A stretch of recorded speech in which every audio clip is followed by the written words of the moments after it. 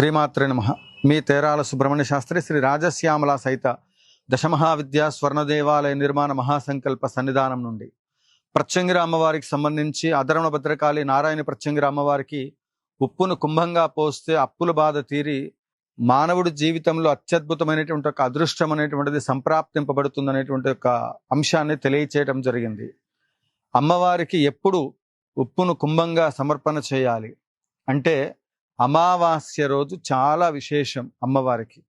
ఆ సమయంలోనే ఈ యొక్క ప్రయోగం చేస్తే చాలా శక్తివంతంగా పనిచేస్తుంది. ఇక మీరు తెచ్చుకోవాల్సినటువంటి ఒక పూజా ద్రవ్యాలు ఏమిటయ్యా అంటే పసుపు పావు కేజీ, కుంకుమ పావు కేజీ, గంధము డబ్బా ఒకటి, తమలపాకులు ఒక అరకట్ట, అగరబత్తుల ప్యాకెటు, సాంబ్రాణి, నువ్వుల నూనె స్వచ్ఛమైనది పట్టించినటువంటిది ప్యాకెట్లలోది కాదు, స్వచ్ఛమైన నువ్వుల నూనె 1 కేజీ, స్వచ్ఛమైనటువంటి ఒక ఆవు నెయ్యి కేజీ, బెల్లము 1 కేజీ. ఉప్పు ఎంత సమర్పణ చేయాలంటే మీకు 60 సంవత్సరాలు ఉంటే 30 కేజీలు, మీ వయసులో సగభాగం ఎన్ని కేజీలు అయితే అన్ని కేజీలు అమ్మవారికి సమర్పణ చేయడానికి కావాలి. అదే మాదిరిగా తీవ్రంగా సమస్యలు ఉన్నట్లయితే తెల్ల ఆవాలు, తెల్ల నువ్వులు ఆ యొక్క 100 రూపాయలకి అవి కొన్ని ఇవి కొన్ని తీసుకొని ఈ సాల్ట్లో వీటిల్లో కలిపి అమ్మవారికి నిమ్మకాయల దండ 108 నిమ్మకాయలు దండ పురుకోస్తో చక్కగా నిమ్మకాయలు దండ గుచ్చి 21 కానివ్వండి లేకపోతే 108 కానివ్వండి నిమ్మకాయలు. అదే మాదిరిగా మీకు ఇంకా ఇతరత్ర గ్రహబాధలు ఏమైనా ఉన్నట్లయితే దాంట్లో నవధాన్యాలు కూడా కలిపి ఈ యొక్క పూజా కార్యక్రమంలో అమావాస్య రోజున ఈ అధర్వణ భద్రకాళి నారాయణ ప్రత్యంగిర అమ్మవారికి సమర్పించేటువంటి ఒక కుంభంలో అమ్మవారికి కుంభం పోస్తే మనకి అద్భుతమైనటువంటి ఒక ప్రయోజనాలు లభిస్తాయని గతంలో చెప్పడం జరిగింది. దీనికి కావలసినటువంటి ఒక ద్రవ్యాలు ఇవి: కొబ్బరికాయలు, అరటి పండ్లు, పువ్వులు, ఇవి తెచ్చుకోవాల్సినటువంటి ఒక సామాగ్రి. ఈ పూజ వల్ల మనకి లభించేటువంటి ఒక ఫలితం ఏమిటి అంటే ప్రత్యంగిర అమ్మవారికి ఈ శిరస్సు మొత్తం కూడా అగ్నితో సమానంగా ఉంటుంది. అందుకే అమ్మవారికి ఇంకా ఎండు మిరపకాయలు అంటే చాలా ఇష్టం. హోమం చేసే సమయంలో ప్రత్యంగిర హోమం చేయించుకుంటే కూడా చాలా విశేషం. ఇది శక్తి ఉంటే, శక్తి లేదు ఈ విధంగా అమ్మవారికి కుంభం పోయండి, శక్తి వచ్చాక అమ్మవారికి ప్రత్యంగిర హోమం చేయించండి. ఇక్కడ ఈ ప్రయోగాల ద్వారా ముఖ్యంగా ఎంత ప్రయత్నం చేసినా అప్పు తీరట్లేదు, ఎంత ప్రయత్నం చేసినా ఇచ్చిన డబ్బులు వెనక్కి తిరిగి రావటం లేదు అనుకున్నటువంటి వాళ్ళకి మాత్రమే ఈ ప్రయోగం పనిచేస్తుంది.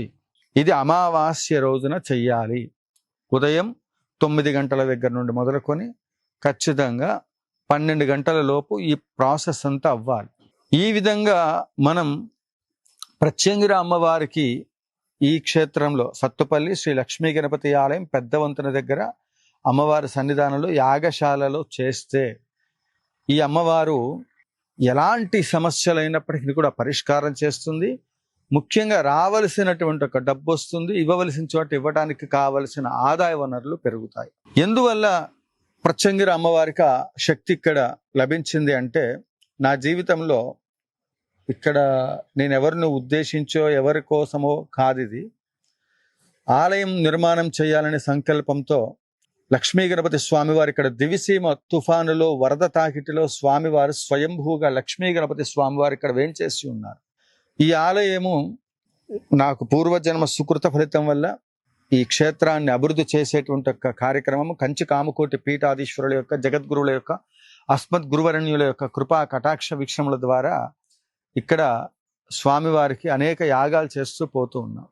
ఈ సమయంలో కోటి మోదక యాగం 2019-20 కరోనా సమయంలో లోకక్షేమార్థం ప్రకృతిలో వచ్చేటువంటి ఒక విపత్తులను ముందుగా గమనించి వాటికి తగినటువంటి ఒక విధి విధానాలలో శాంతి కార్యక్రమాలు చేయాలనే సంకల్పంతో కోటి మోదక యాగం చేయాలని సంకల్పం చేస్తే ఆ కార్యక్రమంలో కొంతమంది దగ్గర నుంచి సహాయ సహకారాలు వచ్చాయి, మరి కొంతమంది దగ్గర నుంచి సహాయ సహకారములు అందలేని పరిస్థితి అది. ఎందుకంటే కరోనా అప్పుడప్పుడే రావటము, తద్వారా నాకు ఇస్తానన్న డోనర్స్కి వాళ్ళకి ఏదో అవాంతరాలు రావటము, ఎదుటి వాళ్ళు ఎప్పుడైతే వాళ్ళు చెప్పినటువంటి ఒక ఈ కార్యక్రమానికి ఇది ఇస్తాను అని చెప్పినప్పుడు పాపం వాళ్ళు ఇచ్చినటువంటి ఒక మాటతో నేను ఈ కార్యక్రమానికి సంకల్పం చేశాను. ఎప్పుడైతే ఆ కార్యక్రమం జరుగుతుందో, కోటి మోదక యాగం అంటే ఒక్కొక్క లడ్డు ఒక్కొక్క రూపాయితో ఖర్చు పెట్టినా కూడా ₹1,00,00,000 దాటుతుంది. అట్లాంటిది మరి 108 రోజుల పాటు యాగం, దరిదాపుగా 108 మంది ఋత్వికులు కంచి పీఠం నుంచి రావటం, ఇలా కార్యక్రమాలు చేస్తూ ముందుకెళ్తున్న సమయంలో కార్యక్రమానికి రావలసినటువంటి ఒక ధన ద్రవ్యాలు కావచ్చు, కార్యక్రమం జరగటం కావచ్చు, ఇవన్నీ కూడా చాలా కష్టంగా నడుస్తున్న యజ్ఞస్వరూపిణి అమ్మవారు ప్రత్యంగిరాదేవి. సరే, మొత్తానికైతే యాగం అమ్మవారి యొక్క అనుగ్రహం చేతనో మరి ఇంకోటి, అప్పటికి ఇంకా అమ్మవారిని నేను తీసుకొచ్చి ప్రతిష్ఠ చేయలేదు. మొత్తానికైతే ఆ లక్ష్మీ గణపతి అనుగ్రహం చేత ప్రతిష్ఠ అనేటువంటిది పూర్తయింది. స్వామివారి పునఃప్రతిష్ఠ చేశాము. ఆలయం అభివృద్ధి పనులు ఇవన్నీ కూడా ముందుకు తీసుకుని వెళ్ళాలని చేసే ప్రయత్నాలన్నీ కూడా మరి కిందో మీదో పడి ఏదో రకంగా ముందుకు తీసుకెళ్తూ ఉన్నాం. ఈ కోటి మోదక యాగం తాలూకు కొన్ని ఆర్థిక ఇబ్బందులు అనేటువంటివి నన్ను వెంటబడ్డాయి. ఇల్లు కట్టి చూడు, పెళ్లి చేసి చూడని ఎన్నో సమస్యలు ఆర్థికంగా, ఆ కిరాణా సరుకుల దగ్గర నుంచి మొదలుకొని అన్నదానం వరకు ఇప్పటికీ కూడా మీ ముందుకి ఈ ఛానల్ ద్వారా రావటము, ఈ అమ్మవారి యొక్క విశిష్టత తెలియచేసి నా జీవితంలో నేను పొందినటువంటి ఒక మరి కష్టాలు నష్టాలు ఇవన్నీ కూడా ఒక్కొక్కరు ఒక్కొక్క దాంట్లో, వ్యవసాయదారుడు వ్యవసాయం చేసేటప్పుడు సరైన వాతావరణం అనుకూలించకపోతే తద్వారా ఆర్థిక పరమైనటువంటి ఒక అంశాలలో ఇబ్బందులు పడుతూ ఉంటారు. అటువంటి క్రమంలో మరి యాగముల ద్వారా ఆశించినటువంటి ఒక ఫలితం రావాలి కదా. ఇక్కడ ఒక చిన్న సందేహం నాకే కలిగింది. అరే, ఇంత పెద్ద యాగం చేశాము, ఇంత కార్యక్రమం చేశాము, కోటి మోదక యాగం అంటే సహస్ర మోదకములు సమర్పణ చేస్తేనే సవాంఛిత ఫలమాప్నోతి, ఏ సంకల్పం అయితే చెప్తామో ఆ సంకల్పం నెరవేరుతుందనేటువంటిది ఉంది కదా. అలాంటిది కోటి మోదక యాగం చేశాము, ఏమిటి దీని యొక్క ప్రయోజనం ఏమి రాకపోగా అప్పుల వాళ్ళందరూ వచ్చి పీకుతున్నారా బాబు. ఈ కార్యక్రమాన్ని ఎలా ముందుకు తీసుకుని వెళ్ళాలి, ఎలా ఆర్థికంగా ఈ వ్యవస్థను ముందుకు తీసుకువెళ్ళాలనేటువంటి ఒక క్రమంలో చాలా గందరగోళమైన పరిస్థితి. ఒకానొక సందర్భంలో నేను ఇక ఈ ఆర్థిక పరిస్థితులు తట్టుకోలేక అసలు కుటుంబం మొత్తం కూడా ఇంకా నా వల్ల కాదు, ఏదో ఒకటి చేసుకోవాలనేటువంటి ఒక స్థితిలో ఉన్న సమయంలో కరెక్ట్గా ఆ టెన్షన్స్ తట్టుకోలేక నేను కాంచీపురం వెళ్ళి ప్రదక్షిణాలు చేస్తున్నాను అమ్మవారి చుట్టూ. కాంచీపురం చాగంటి వారు చెప్పారు, అమ్మవారికి 9 ప్రదక్షిణాలు చేస్తే కోరిన కోరికలు తీరతాయి. ఆ వీడియో ఎందుకో విన్నాను, కారులో పెట్టుకొని ప్రదక్షిణాలు చేస్తున్నాను. ఆ చేసే సమయంలో నాకెందుకో అమ్మవారిది విగ్రహాన్ని ఏదైతే ఉందో, మహాబలిపురం నుంచి లక్ష్మీ గణపతి స్వామివారిని తెచ్చాం కదా, ఇంకా రిలాక్స్ అయినట్టుంటుంది ఉద్దేశంతో మహాబలిపురం దాకా వెళ్ళాను. అది తెలియని అనుభూతి అది. అక్కడికి వెళ్ళిన తర్వాత ప్రత్యంగిరి అమ్మవారు నాకు దర్శనం ఇచ్చింది. ఎందుకో ఈ అమ్మవారిని తీసుకుని వెళ్ళాలనిపించింది. అప్పటికప్పుడు ఇంకా దాన్ని మాట్లాడటం, నా దగ్గర అమ్మవారిని తీసుకోవడానికి కూడా డబ్బులు లేవు, ఉన్న పలానా తీసుకొచ్చాను. తీసుకొచ్చిన తర్వాత అమ్మవారు నవ్వుతూ ఉంది, ఉగ్ర స్వరూపంతో లేదు, లక్ష్మీ ప్రత్యంగిర. అయోధ్యలో ఏ విధంగా అయితే శ్రీరామచంద్రమూర్తి వారి యొక్క ప్రతిష్ఠ జరిగిందో అదే రోజున ఇక్కడ యాగశాలలో అమ్మవారిని ప్రతిష్ఠించాం. కారణాలు అనేకం అవ్వచ్చు.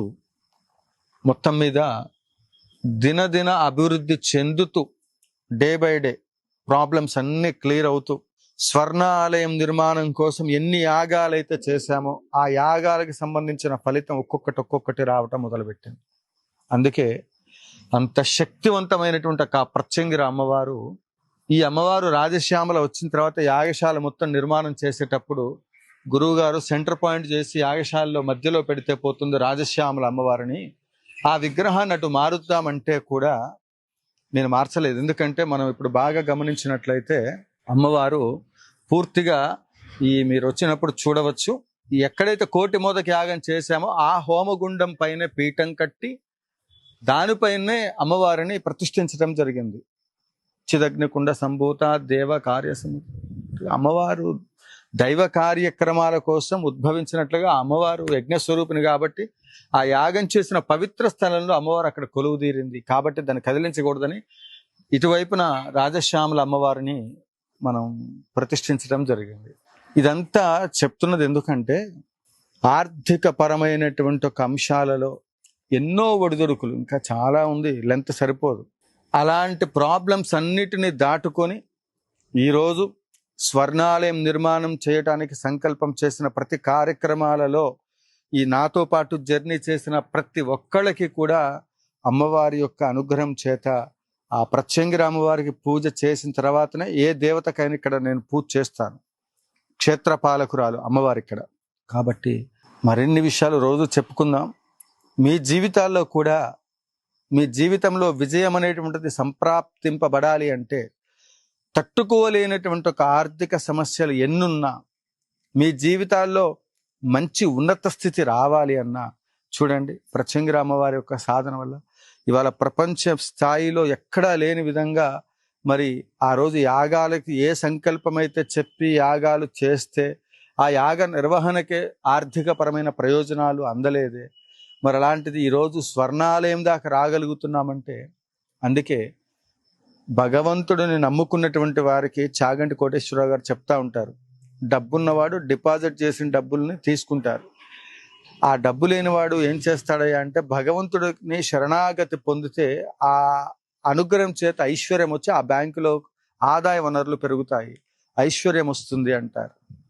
కాబట్టి మీ జీవితాల్లో కూడా ఎన్ని ప్రాబ్లమ్స్ ఉన్నా నేను ధార్మికమైన కార్యక్రమాలు చేసి ఆర్థికపరమైన నష్టాలు కష్టాలు పడి మళ్ళీ నిలబడడానికి కావలసిన ధైర్యాన్ని స్థైర్యాన్ని ఆ అధర్వణ భద్రకాళి నారాయణి ప్రత్యంగిరి అమ్మవారు ఇచ్చింది.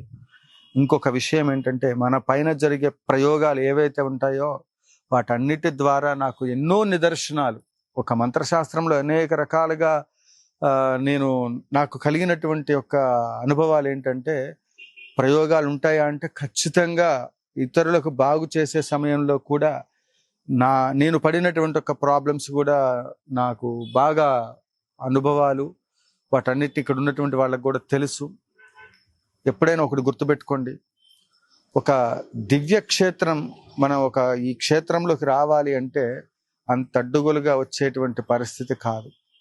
ఇక్కడ పూజ చెయ్యాలంటే కూడా అందరినీ రానివ్వదు. ఇక్కడికి వచ్చారు అని నిర్ధారణ అయి అమ్మవారి యొక్క పాద పద్మాల యొక్క తీర్థాన్ని ఎవరైతే తీసుకుంటారో, శ్రీచక్రార్చనకు సంబంధించి, అమ్మవారికి సంబంధించి, ప్రత్యంగిరి అమ్మవారికి సంబంధించి ఆ తీర్థాన్ని ఎవరైతే ఇక్కడ తీసుకోగలుగుతారో వాళ్ళకి బ్రహ్మాండం అనమాట, తిరుగులేదు. ఇంకా అది రానివ్వకుండా చేస్తుంది. అలా అని చెప్పి ఇక్కడ స్వర్ణాలయ నిర్మాణం కనుక పాఠాలు ఏమీ ఉండవు. అమ్మవారు సింపుల్గా యాగశాలలో దర్శనమిస్తున్నారు.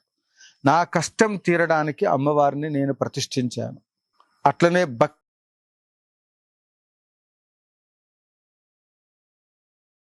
కష్టాలు తీరాలని చెప్పేసి సంకల్పం చేసిన ప్రతిదీ తీరింది. అందుకే నేను ఒక్కోసారి అనుకుంటాను, నాకు వీలైతే అమ్మవారిని ఎత్తుకెళ్లే బలం ఉంటే నాకు అనిపిస్తుంది, నేను ఎటైనా వెళ్ళినప్పుడు ఈ అమ్మవారిని కూడా కారులో పెట్టుకొని పోతే బాగుండు అనిపిస్తుంది. అందుకే ప్రతిరూపంగా నా మెడలో ఎప్పుడు ప్రత్యంగిరి అమ్మవారి యొక్క డాలర్ ఉంటుంది. ప్రత్యంగిరి అమ్మవారు ఉగ్రదేవత అని అందరూ అనుకుంటారు, కాదు. ఆవిడంత పరమశాంత స్వరూపిణి ఇంకొకళ్ళు లేరు. ధర్మం, న్యాయం, ఇవి రెండు అమ్మవారికి న్యాయదేవత. కోర్టు సమస్యలు అవ్వచ్చు, ఏ సమస్యలైనా సరే. సో మీకు ఏ ప్రాబ్లమ్స్ ఉన్నా సరే, ఇప్పుడు మనం సహస్ర చండీ యాగం సంకల్పం చేశాం. ఈ కార్యక్రమంలో అమ్మవారి యాగం కూడా జరుగుతుంది. 21,116 రూపాయలు చెల్లించినటువంటి ఒక భక్తుల పేరుతో ఇక్కడ ఒకటే అర్జిత సేవ 21,116 రూపాయలు 5 సంవత్సరాలకు సంబంధించి.